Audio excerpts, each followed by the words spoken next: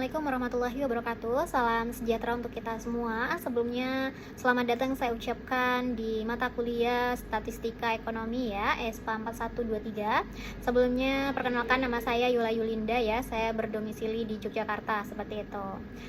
Dan saya asli orang Sumatera Barat begitu ya.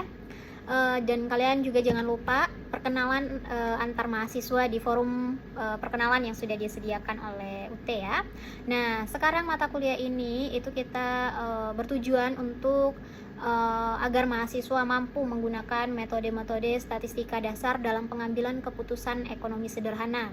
Nah, ruang lingkup mata kuliah statistika ekonomi yang meliputi perhitungan dan contoh kasus statistika ekonomi akan dikaji secara lebih terperinci pada BMP ESPA 4123 yang akan dapat diakses pada ruang baca virtual begitu ya, yang terdiri dari 9 modul. Nah, selanjutnya materi esensial yang disajikan.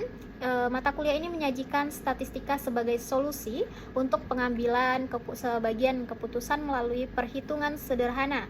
Materi awal ini berisikan pengantar ilmu statistika yang memuat definisi, jenis data, konsep, skala pengukuran, dan cara pengumpulan data statistik begitu.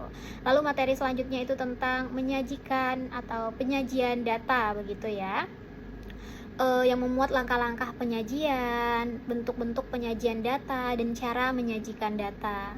Nah, materi ketiga itu menghitung nilai tendensi pusat begitu, yang berisikan jenis ukuran pusat, perhitungan tendensi, terus membedakan perhitungan data berkelompok dan tidak berkelompok seperti itu. Dan materi berikutnya itu menghitung simpangan data yang terdiri dari simpangan baku, kuartil, desil, dan persentil seperti itu. Nah, materi esensial berikutnya itu menghitung tentang regresi dan kolerasi begitu, yang menganalisa regresi sederhana, menghitung koefisien, korelasi, determinasi, dan penggunaan aplikasi Excel ya, penggunaan aplikasi Excel seperti itu. Selanjutnya itu materi tentang angka indeks yang memuat karakteristik, jenis, dan cara menentukan angka indeks begitu, serta berbagai macam indeks lainnya. Lalu kita akan membahas mengenai pengantar teori probabilitas begitu, yang menjelaskan konsep dan teknik perhitungan probabilitas begitu. Lalu kita membahas juga tentang kurva normal dan probabilitas kurva normal begitu ya, yang menjelaskan kaidah menggambarkan dan menghitung nilai dan luas daerah pada kurva begitu. Terus materi terakhir kita akan membahas tentang pengujian hipotesis ya, yang berisi cara menentukan dan menguji hipotesis sampai pengambilan keputusan begitu. Nah, jadi di sini pengalaman belajar yang akan diperoleh mahasiswa setelah mempelajari mata kuliah statistik ekonomi, mahasiswa akan dapat memahami ilmu dan konsep tentang statistik ekonomi secara baik, lalu menggunakan metode statistika dasar untuk membantu dalam pengambilan keputusan ekonomi sederhana, sebab pada setiap modul berisi konsep, contoh-contoh, dan juga latihan yang membantu mahasiswa memahami materi begitu ya. Untuk materi hitungan dilengkapi dengan cara penggunaan program komputer yang dapat dicoba oleh mahasiswa begitu. Lalu sehingga mahasiswa dapat langsung menerapkan perhitungan statistik menggunakan tools seperti Microsoft Excel begitu. Nah, jadi untuk mengukur CPMK-nya bagaimana sih gitu kan. Nah, di sini asesmen yang diberikan untuk mengukur capaian mata kuliah ini terdiri dari 8 tes formatif ya, yang mana disediakan di setiap pertemuan atau di setiap inisiasi begitu. Nah, jadi 1-8 itu terdapat nanti 3 tugas ya. Pada inisiasi 3, 5, dan 7 itu wajib dikerjakan karena juga sangat besar menambah nilai akhir begitu ya. Serta ada tes sumatif ataupun latihan mandiri yang akan diletakkan pada inisiasi ke-7 begitu.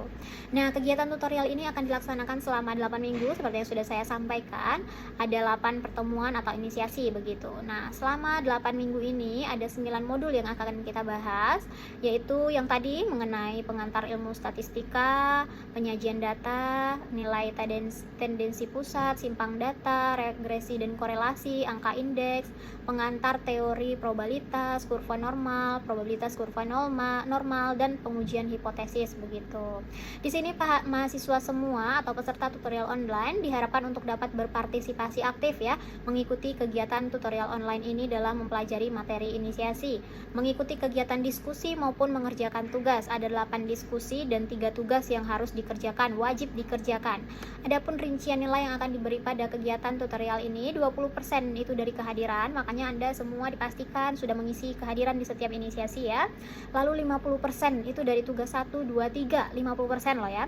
Dan 30%-nya dari keaktifan diskusi 1 sampai 8 begitu. Jadi Anda harus wajib mengerjakan diskusi 1 sampai 8. Nah, oleh karena itu mahasiswa peserta tutorial online diharapkan aktif ya mengikuti kegiatan tuton ini. Jika nilai UAS di bawah 30%, maka nilai tutorial online tidak akan diperhitungkan begitu. Oke. Jadi nilai UAS-nya harus di atas 30% begitu.